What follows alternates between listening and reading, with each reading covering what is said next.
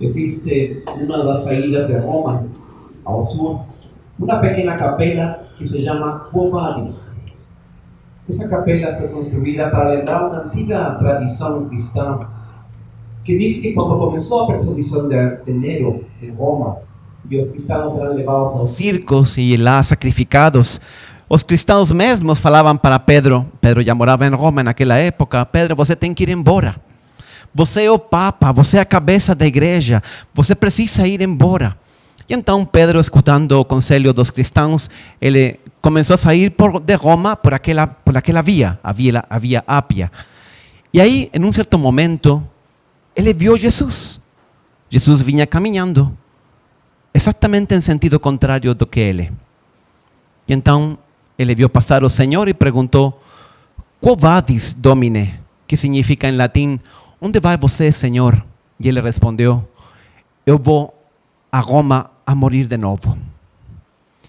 Essa tradição muito antiga da igreja lembra também de muitos cristãos que, graças a Deus, hoje não faltam, ainda ficam em cidades onde o cristianismo é perseguido, ou voltam inclusive a cidades onde os cristãos ainda morrem por confessar o nome de Jesus. O Papa João Paulo II falava que o século XX foi o século que maior quantidade de mártires deu à Igreja Católica. Naquela época foi por causa do totalitarismo nazista, comunista, etc. Mas agora sigue sendo. Às vezes por intolerância religiosa, às vezes por fanatismo muçulmano, etc. Os cristãos ainda são perseguidos. Agora, em dezembro, eu tive a oportunidade de visitar Fátima e, estando ali, conheci um sacerdote que estava aí rezando e me contou, começamos a falar e me contava que ele tinha renunciado a tudo. Ele tinha uma cátedra na universidade em Porto, lá em Portugal, e ele tinha deixado tudo e tinha pedido para o bispo ir para a Síria. Padre, eu quero, não sei, eu sinto que Deus, nosso Senhor, me pede, a Santíssima Virgem me está pedindo ir a trabalhar com os cristãos da Síria. Ainda hoje muitos cristãos voltam ou vão inclusive a lugares onde a fé é perseguida, para estar aí perto de Jesus, para morrer com Ele também.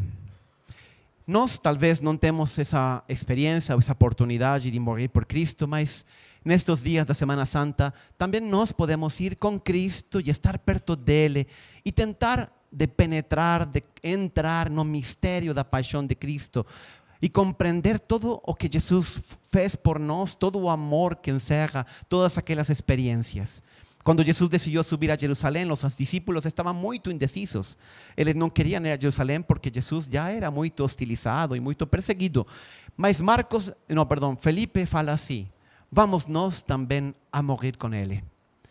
Do mesmo jeito, eu gostaria de convidar vocês, ao iniciar esta Semana Santa, a ir com Jesus, a morrer com ele. Como se faz isso? Entrando em sintonia com Jesus, coração a coração. E como fazemos isso? Lendo a Bíblia, especialmente as passagens da paixão de Cristo. Pode ser Mateus, Marcos, Lucas ou João, não importa qual. O importante é ler e penetrar um pouquinho mais em lo que significou para mim, para Jesus, mas depois também para mim, este mistério da paixão. Hoje, este ano, limos a paixão de Marcos. Um dos detalhes que mais destaca na paixão de Marcos, hoje nós limos uma versão resumida. Se vocês leem a Bíblia, o Evangelho de Marcos, uma das coisas que mais destaca é a insistência dele na negação de Pedro. Pedro negou 3 vezes a Jesus. Pedro, se lembramos, ele era o Papa. Era um dado da negação de Pedro para melhor ter escondido, ter deixado fora do Evangelho. Não precisávamos insistir tanto, ele é o chefe aqui, o Papa. Mas Marcos não apenas fala dessa traição de Pedro, mas coloca inclusive em boca de Pedro as palavras: eu não conheço Jesus, eu não conheço esse homem, falou assim. Não sei de que dizeis. E, em outra parte, diz: não conheço esse homem de quem falais. Pedro negou 3 vezes a Jesus. Para responder por que insiste tanto Marcos nisso, talvez seja porque precisamente Pedro insistia em falar dessa traição que ele tinha feito contra Jesus.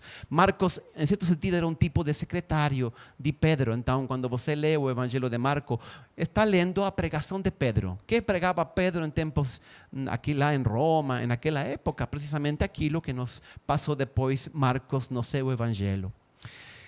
E por que Pedro fazia isso? Por que Pedro insistia tanto na sua negação? Sem dúvida, porque ele insistia na misericórdia de Jesus. Ele queria, não se importava com a sua reputação, não se importava com que ele falaram que tinha negado a Jesus. Sim, eu neguei, mas olha, Jesus me perdoou. E para ele era muito mais valioso o perdão e a misericórdia de Jesus que qualquer outra coisa. Esta chave da misericórdia pode ser talvez o caminho para entrar também nós no mistério da paixão. Tudo o que vai acontecer agora, a partir destes dias, é uma manifestação do amor de Deus, é uma manifestação da misericórdia de Deus. Para entender um pouquinho melhor isto, talvez podemos comparar a traição de Pedro com a traição de Judas. As duas traições foram anunciadas por Jesus, pré-anunciadas por Jesus. Em verdade vos digo, dirá Jesus, uno de vocês me trairá. Isso foi lá junto aos discípulos, estava falando de Judas. Depois Pedro falou, Senhor, eu contigo irei até a morte. E Jesus falou para Pedro, Pedro, em verdade eu te digo, antes que o galo cante 2 vezes, você me negará 3. As duas traições foram anunciadas por Jesus. Os dois encontraram Jesus depois da traição. Depois que Pedro negou 3 vezes, tiraram Jesus da casa de Caifás de casa de Anás para levar a casa de Caifás a um outro juízo. E nesse momento diz Lucas que Jesus olhou a Pedro, cruzou o seu olhar com Pedro. A mesma coisa aconteceu também com Judas, mas não apenas cruzou o olhar com Judas, Judas até beijou Jesus. Esta experiência da traição todos nós temos. Todos, em algum sentido, já traímos Jesus muitas vezes na nossa vida. É verdade, nossa traição talvez não é tão dramática como aquela de Judas. Mas Judas vendeu Jesus por 30 moedas. Não é verdade que nós já vendimos ele por muito menos? É verdade, Judas traiu Jesus quando ele tinha advertido tantas vezes, mas ele não sabia exatamente se Jesus era Deus. Nós hoje sabemos, e muito bem, que ele era Deus. E mesmo assim, nós rejeitamos Jesus e abandonamos Jesus muitas vezes. Onde está então a diferença? A diferença está no que eles fizeram depois da traição. Quando Jesus olhou a Pedro, Marcos diz assim em seu evangelho, Pedro saiu fora e chorou amargamente. E Judas, em troca, depois ele também se arrependeu. Ele não queria, digamos, crucificar Jesus. Ele queria que Jesus se manifestasse, ou sei lá o que queria Judas. Mas ele se arrependeu e foi e devolveu as 30 moedas. E diz o evangelho, ele também saiu fora, mas se enforcou. Conta uma história, eu não sei se seja verdade, mas conta uma história que uma catequista ensinava às crianças esta traição de Judas. E falou assim, Judas se enforcou. E então uma criança respondeu e falou, mas Judas, o problema de Judas é que ele errou de árvore. E a catequista não entendeu. Como que errou de árvore? Sim, Judas se pendurou de uma figueira. E então, qual é o problema? Que deveria ter se pendurado do colo de Jesus. Então, eu não sei se seja verdade ou não, mas efetivamente o que precisava Judas era correr aos pés de Jesus e ele certamente tivesse alcançado também misericórdia e perdão. É isto que Pedro quer transmitir para nós. O perdão, a misericórdia de Deus é tão grande que não existe nada no mundo que nós possamos fazer e que faça que Deus nos ame menos. Deus nos ama infinitamente. Deus entregou seu próprio Filho para salvar cada um de nós e para dar-nos um destino glorioso.